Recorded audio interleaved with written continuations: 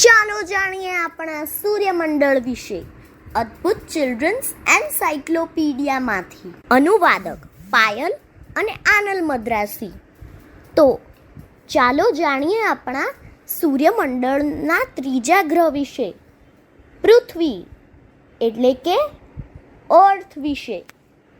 બુધ અને શુક્ર પછી સૂર્યની નજીકનો ગ્રહ પૃથ્વી છે.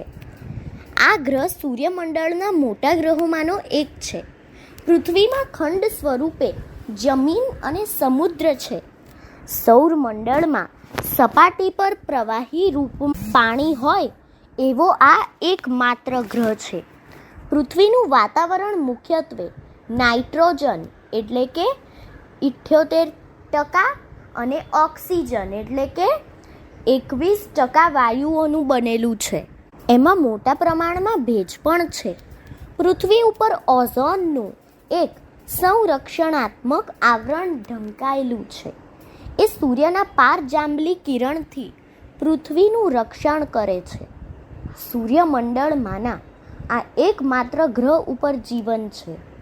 પૃથ્વીના પેટાળ ગર્ભમાં મુખ્યત્વે લોખંડ અને નિકલ એટલે કે કલાઈ છે.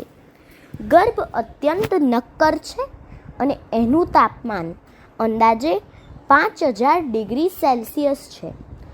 ગર્ભ ઘન ખડકાળ મેન્ટલથી ઘેરાયેલો છે. એને એક પાતળો પોપડો છે. બાહ્ય પડમાં પ્લેટો વચ્ચેની અથડામણથી ધરતીકંપ અને જ્વાળામુખી સર્જાય છે. પૃથ્વીની રચના આશરે 4.5 અબજ વર્ષો પૂર્વે થઈ હોવાનું મનાય છે.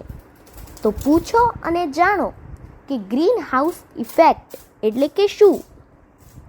જમીનમાંથી ફેંકાતી ગરમી વાતાવરણ દ્વારા શોષી લેવામાં આવે છે.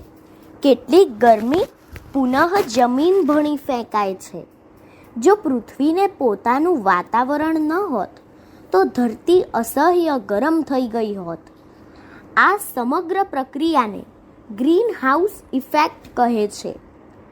અદ્ભુત સત્ય: 3.8 અબજ વર્ષ પૂર્વે પૃથ્વીની રચનાનો પ્રારંભ થયો. ચંદ્રની અસરને પરિણામે પૃથ્વીની ગતિ દર 100 વર્ષે 2 મિલિસેકન્ડ ધીમી પડે છે. 2.5 અબજ વર્ષ પૂર્વે પૃથ્વીના તમામ ખંડ જોડાયેલા હતા. પૃથ્વી પર 3.5 અબજ વર્ષ પૂર્વે જીવન અસ્તિત્વમાં આવ્યું. તો આટલું જાણીને એટલું તો યાદ રાખીએ કે 16મી સદીમાં શોધી કઢાયું કે પૃથ્વી સૂર્યની ફરતે પ્રદક્ષિણા કરે છે. અસ્તુ.